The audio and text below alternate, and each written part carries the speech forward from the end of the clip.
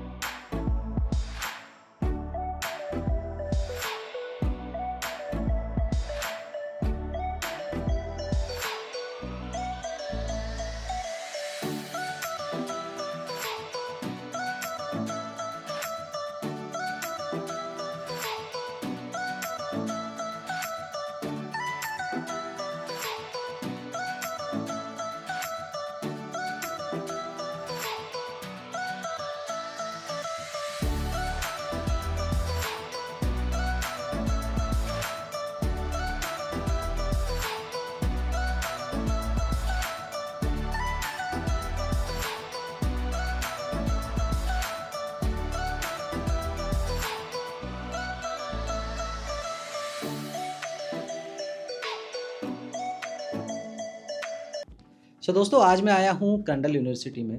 दरअसल हुआ ये था कि कुछ दिनों पहले जैसे ही मैं माउंटेन आया, कुछ वीडियोस डालना स्टार्ट किया तो काफ़ी सारे नए एस्पिरेंट्स हैं जो कि आना चाहते हैं कनाडा, माउंटेन, न्यू ब्रंसविक। तो उन लोगों का कुछ क्वेरी आया था मुझे बाय मेल। कुछ लोगों ने इंस्टाग्राम पे भी पोस्ट किया कि एनबीसीसी और क्रैंडल को लेकर के थोड़ी इन्फॉर्मेशन डालिए, क्योंकि अभी एक बहुत बड़ा हाइप चल रहा है कि सही में क्या कनाडा आना वायबल है या नहीं। कनाडा आते हैं तो क्रैंडल यूनिवर्सिटी में आना वायबल है या नहीं, वहाँ पे कौन से पाथवेज़ है जहाँ से आपको पीआर मिल सकता है। सो अल्टीमेटली अब क्या ऑप्शंस है, क्या फ्यूचर सिनेरियो आपके सामने बचता है, उसे थोड़ा-सा हाइलाइट कीजिए। उसी दौरान ऐसा हुआ कि मेरी मुलाकात हुई धनंजय जी से और इनसे मैं डिस्कस कर ही रहा था और इन्होंने कहा कि he is also an alumni of this cradle university. तो इन्होंने बोला क्यों ना मैं आपको 1 दिन का ट्रिप दे दूँ, आप आइए पूरा यूनिवर्सिटी भी देख लेते हैं, देन मीनवाइल हम इन सब चीज़ों को डिस्कस करेंगे। तो आज हम लोगों ने थोड़ा-सा शेड्यूल बैठाया और फिर हम आ चुके हैं क्रैंडल यूनिवर्सिटी।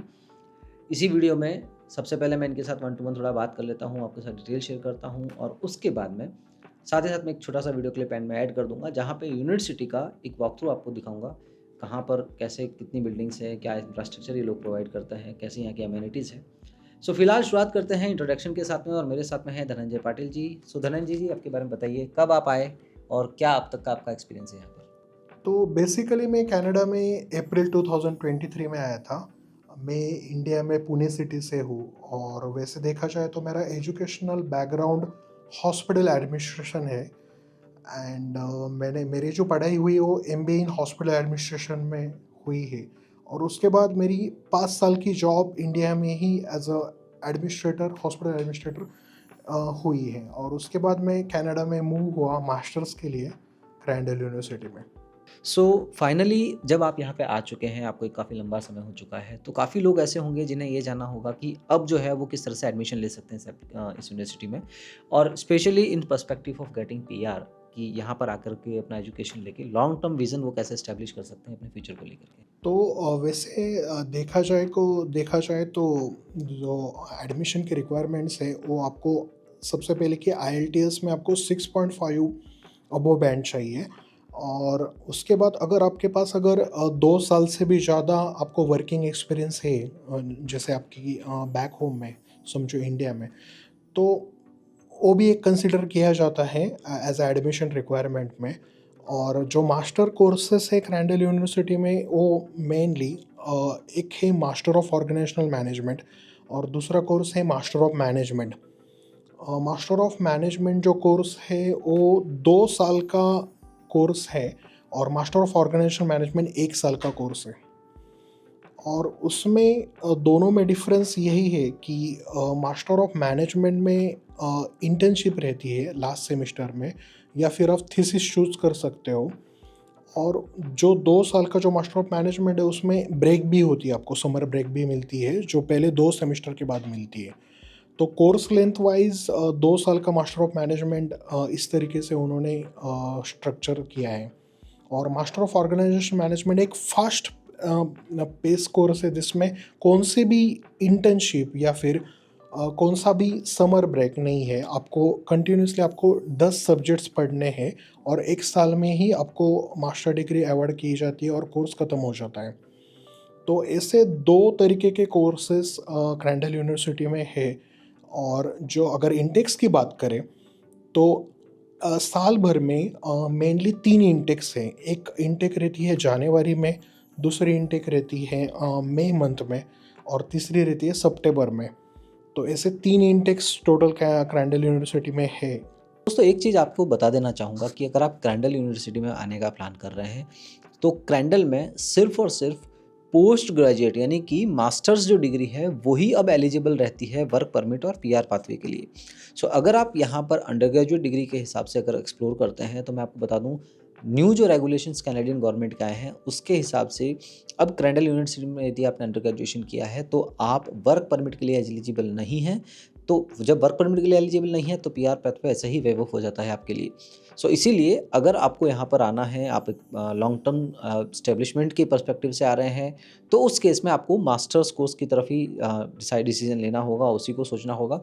और जैसा कि इन्होंने बताया कि मास्टर्स कोर्स के लिए आपके पास में यदि 1-2 साल का एक्सपीरियंस है, आपका अंडर ग्रेजुएशन इंडिया से है तो ये एक ईज़ी गोइंग पाथवे हो जाता है। आप सबको ये ज़रूर पता होगा कि अटलांटिक्स में अभी भी पीआर जो है वो स्मूथ है as compared to the rest of the Canada. So ऐसे में आप यहाँ पर आएँ, इस यूनिवर्सिटी से अगर मास्टर्स डिग्री लेते हैं तो आपके लिए एक एक्सपेक्ट किया जा सकता है कि स्मूथ जर्नी होगा वर्क परमिट और फाइनली जो है वो पीआर ऑब्टेन करने के लिए। फिलहाल जो कोर्स के बारे में हमने थोड़ा जाना है, अब बात करते हैं यहाँ की फ़ीस स्ट्रक्चर आखिर क्या है? जैसे कि मैंने बताया कि 2 मास्टर कोर्स है जो कि 2 साल का जो है वो मास्टर ऑफ मैनेजमेंट है और 1 साल का जो है वो ऑर्गेनाइजेशनल मैनेजमेंट है। तो उसमें ऑर्गेनाइजेशन मैनेजमेंट की जो 1 साल की जो फ़ीस है वो अप्रॉक्स $27,000 है। व्हाइल मास्टर ऑफ मैनेजमेंट जो 2 साल का कोर्स है तो होल 2 साल की जो फ़ीस है वो $35,000 है। तो मास्टर ऑफ मैनेजमेंट के लिए जब आपका एडमिशन होता है तो आपको पहले 1 साल की आपको फ़ीस पेड करनी पड़ती है जो कि 17 टू 18,000 है। और उसके बाद जो जीआईसी अभी अकॉर्डिंग टू न्यू रेगुलेशन जो मोर दैन $20,000 है वो आपको पेड करके फिर आपको यहाँ पे आना पड़ता है। तो यहाँ पर एक चीज़ और आपसे पूछना चाहूँगा, जैसा कि हर एक के मन में अभी एक डाउट होता है कि करंट मार्केट जो सिनेरियो कनाडा का चल रहा है वो काफ़ी अनस्टेबल चल रहा है। अगर जॉब मार्केट की बात करूँ तो मैं फ़िलहाल जिन भी लोगों से मिलता हूँ जो भी पिछले 4-5-6 महीनों में आए हैं वो कह रहे हैं कि जॉब मार्केट तो एक बहुत बड़ा क्राइसिस है। मैं थ्रू आउट पर्सपेक्टिव से बात करूँ दोस्तों तो यहाँ पर फ़िलहाल महंगाई ज़बरदस्त है, हाउसिंग क्राइसिस भी पीक पर है, लोगों को घर आसानी से मिल नहीं रहा है और मिल भी रहा है तो कॉस्टिंग इतनी बढ़ चुकी है कि पिछले 2015-16 या इवन 2020 की जो बात करें उस सिनेरियो में और आज के सिनेरियो में रात दिन का फ़र्क आ चुका है और ये बात अब किसी से छुपी नहीं है।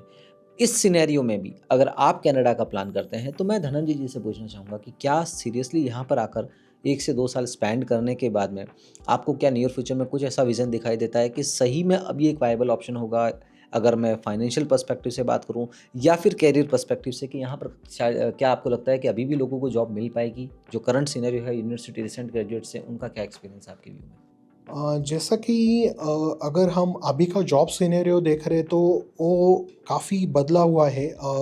मैं ऐसा बोलूँगा कि लास्ट के 2022 और 2023 के बाद जॉब सिनेरियो पूरा कनाडा में पूरा चेंज हो चुका है। अगर आप सर्वाइवल जॉब भी अगर ढूँढने चाहते हो तो आपको वैसे दिक्कत होती है और बहुत सारे लोग एक ही टाइम पे जॉब ढूँढ रहे होते हैं। और एम्प्लॉयर्स की जो संख्या है वो तो उतनी है, लेकिन जो क्राउड यहाँ पे आ रहा है यानी जो माइग्रेट कर रहा है डिफरेंट कंट्रीज से, एंड न्यू ब्रुंसविक का पीआर पाथवेज थोड़ा इजी होने की वजह से दूसरे प्रोविंसेस से भी क्राउड मूव कर रहा है। तो जॉब मार्केट नैरो हो चुकी है बहुत यहाँ पे। लेकिन मैं ये कहूँगा कि ऐसा नहीं कि अगर आपको लैंड होते ही आपके क्लासेस चालू होते ही आपको जॉब मिल जाएगी। तो इट मे टेक टाइम, आपको आपके स्किल्स के ऊपर काम करना पड़ेगा। आपको यहाँ के जो स्किल्स हैं, उसको स्किल सेट्स के अकॉर्डिंग आपको खुद को प्रिपेयर करना पड़ेगा, एक पहली चीज़। और ऐसा डिफाइन हम एग्जैक्टली बता नहीं सकते कि कौन से स्ट्रैटेजी आप यूज़ करके आपको जॉब मिलेगी, सर्वाइवल या फिर आपकी फील्ड जॉब। सो ये सब चीज़ें हैं और उसको टाइम भी लग सकता है। तो अभी तो फ़िलहाल तो डिफ़िकल्ट है जॉब सिनेरियो। दोस्तों, जैसा कि हम जानते हैं कि इंडियन मार्केट में भी आज की तारीख में हालत बहुत ख़राब है। कैनेडियन मार्केट की भी हालत, अगर मैं अपने पर्सनल एक्सपीरियंस से अगर मार्केट में जितना मैं मुझे 1 महीना जैसा हुआ है और मैं लोगों से मिल रहा हूँ, तो मुझे लग रहा है यहाँ पर भी हालत कुछ कुछ हद तक ख़राब है ही। कुछ हद तक नहीं, इवन काफ़ी ख़राब है। प्रॉब्लम मेन जो चीज़ है, जो इंडिया और कनाडा के अंदर जो डिफरेंस मुझे सामने दिखाई दिया, पहली बात, जॉब मार्केट इंडिया में क्राइसिस वाला है, कनाडा में भी अब क्राइसिस वाला हो चुका है।